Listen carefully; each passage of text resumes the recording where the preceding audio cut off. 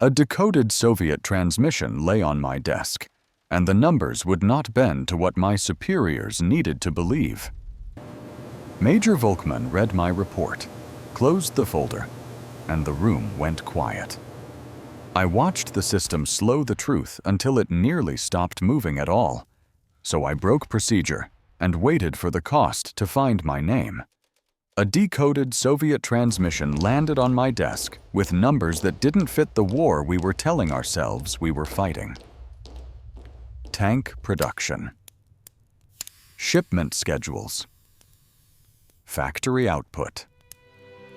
The figures weren't vague estimates. They were plain, unromantic arithmetic, and they were terrifying. They suggested the Red Army could replace losses faster than our planners believed possible. Not slightly faster, multiple times faster.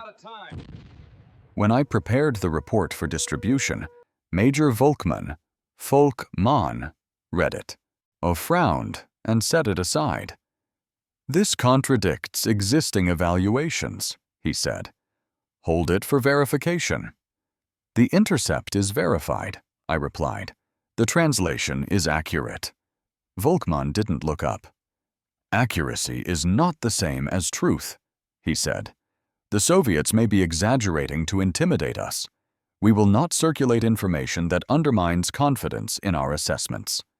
He slid the paper into a folder and closed it, like a man shutting a window against bad weather.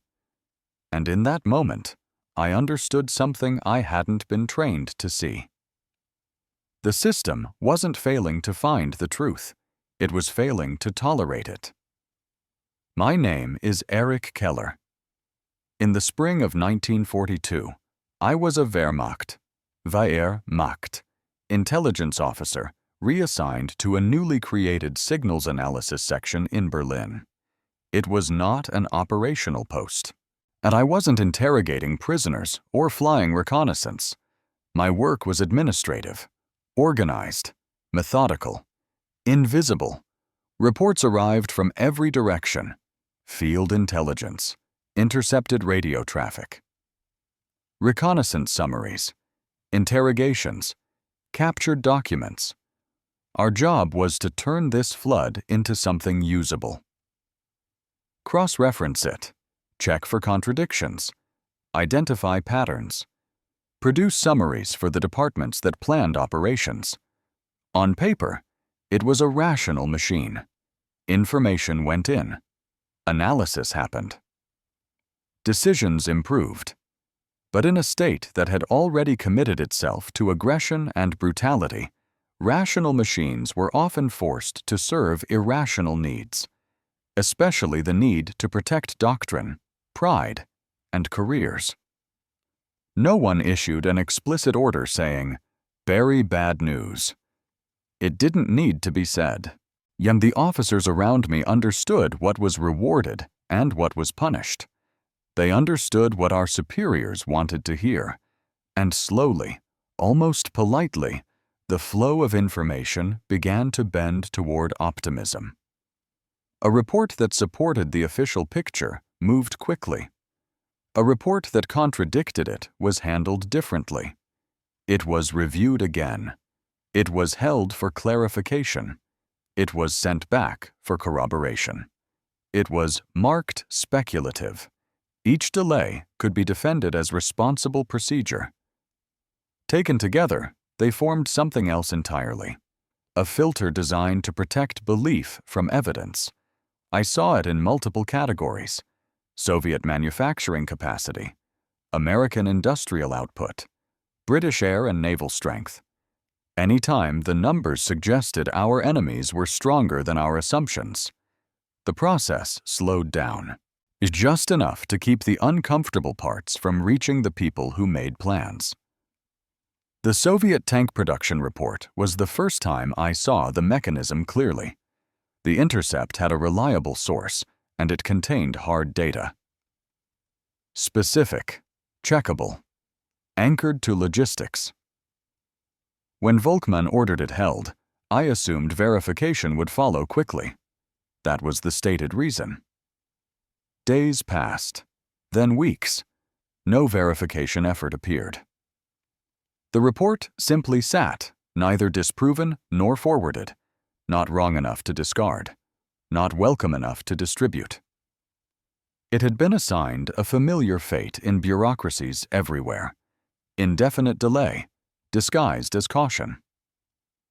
In September 1942, another report arrived, this time from Army Group South. Prisoner interrogations and captured documents suggested Soviet reinforcements were arriving faster than our estimates allowed. Again, the implication was not ideology, it was capability. The enemy was fielding more material, more men, more resilience than our picture admitted. Volkmann dismissed it. "Prisoners are unreliable," he said. "Coordinated deception is possible." I argued that multiple sources pointed the same direction. He shook his head. "The report will be held." After that, the pattern accelerated. An assessment of American destroyer production was delayed. A report on British aircraft capability was held for technical review. An analysis of Soviet reserves was reclassified as speculative and removed from distribution. Individually, each case looked procedural. Collectively, it was unmistakable. And if intelligence threatened optimism, it did not move. I began to keep a private log, not officially, not in the office system, just a notebook in my quarters. Date received, content summary, who intervened, reason given for delay, whether the report was ever forwarded. At first, I told myself I was only documenting inefficiency, but as the entries accumulated, it became something darker, a record of institutional self-harm. By early 1943, I had enough evidence to say plainly what could not be said aloud. The situation picture reaching command was not merely incomplete, it was curated, and decisions were being made, real decisions with real consequences, on a picture that had been cleaned of anything unpleasant. In the summer of 1943, I made a choice I had been trained never to make. If a report was being suppressed, and I would copy it and send it, quietly, to the departments that needed it, not as a protest, not as sabotage, as an attempt to restore the purpose of the system, to inform decisions with reality. It was insubordination. It was a breach of protocol, and I understood exactly what it could cost me. But I also understood what it was costing the Army already.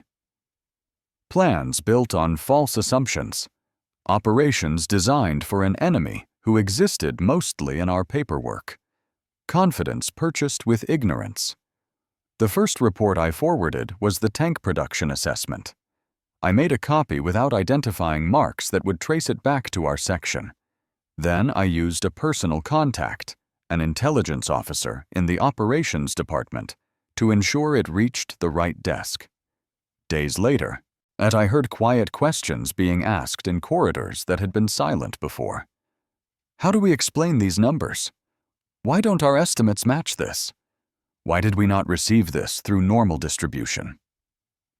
One document doesn't change a war, but it can change a conversation. And in an institution built on certainty, conversation itself was disruptive. Over the following weeks, other documents followed the same route: American production assessments, British aircraft analyses, Soviet reinforcement reports. The planners began cross-referencing what they were receiving through unofficial whispers against what the official pipeline delivered. And the difference became impossible to ignore. Pressure began to rise around Volkmann. Senior officers wanted explanations, and they wanted to know why certain intelligence seemed to exist only in rumor. Eventually, the questions reached the level where the Army could no longer pretend the problem was simple delay. In September 1943, an official investigation was opened into procedures at our unit. I was interviewed as part of it. At first, I spoke carefully. concerns about reliability, concerns about timeliness, concerns about process. Nothing that directly accused, nothing that admitted anything. But the investigators weren't fools. They could see the pattern. They could see that reports were being held without follow-up, and they could see that someone, somewhere, was moving information outside the pipeline. I realized denial would only prolong the damage, and it would guarantee a harsher outcome when the truth emerged. And so I requested a private meeting with the investigating officer, Colonel Hassler. Taylor. In Hassler's office, files were stacked like barricades. The silence felt heavier than any shouted threat. I told him what I had done. I explained the pattern of suppression. I explained why I believed command was operating on a distorted picture. And I admitted that I had forwarded reports through unauthorized channels. I understand I violated procedure, I said, but the procedure was preventing accurate information from reaching decision-makers. Hassler listened without interruption. When I finished, he said, "You are aware this can be interpreted as an attempt to undermine authority." I was trying to support authority, I replied. Authority cannot plan with a false picture. The investigation ran for weeks. It found what it could not comfortably name. Selective delay that violated standing procedures. Reports were being held not because they were disproven, but because they were unwelcome. Major Volkmann was reassigned. New protocols were introduced. Distribution timelines. Reduced discretionary holding. Clearer requirements for documenting why a report was delayed. And I was reprimanded. Formally, for insubordination. Informally, for exposing something many people wanted hidden. My career ended without an official dismissal. That is how institutions often punish those who embarrass them. Not with spectacle, with quiet isolation. I was reassigned to a lesser post. Promotion disappeared. Access vanished. My name became something colleagues avoided mentioning around superiors. Accurate intelligence began reaching planners more consistently after that. Tank production figures were incorporated into assessments. American industrial capacity was reevaluated. Soviet capabilities were reassessed with less fantasy. But by late 1943, the war's trajectory was already set by realities no memo could undo. Material imbalance, a widening coalition of enemies, and a leadership culture that treated truth as disloyalty. Even perfect intelligence cannot fix a system that punishes those who deliver it. I did not change the outcome of the war. At best, I helped some people make fewer decisions in the dark. After Germany's collapse, I was detained briefly by the Allies and questioned about my work. I was not an architect of atrocities, and I did not claim to be a moral exception inside a criminal regime. But I was a functionary in a machine that did immense harm, and one who eventually refused a specific kind of internal corruption, the suppression of reality. I was released. Berlin in 1946 was a city of rubble and ration lines, a place where the future arrived in pieces. I found administrative work. I married. I raised children. I spoke rarely about the war, not out of nobility, out of exhaustion and shame, and the knowledge that silence is sometimes the only way people survive what they have been part of. In 1975, an oral historian contacted me. He had found references to a 1943 investigation in archived files and wanted to understand what had happened inside the intelligence pipeline. I agreed to speak with him. The interview began with the click of a tape recorder. He asked, "Did you believe your actions made a difference?" I told him the only honest answer. "I believed decision-makers needed accurate information," I said. Whether they used it effectively was beyond my control, but without it, they could not even attempt informed decisions. He asked, "Was the cost worth it?" I paused, long enough that the recorder captured the silence. Then I said, "An institution that cannot accept reality will eventually be punished by it. The question is whether the people inside that institution will help reality arrive sooner, or help it stay hidden."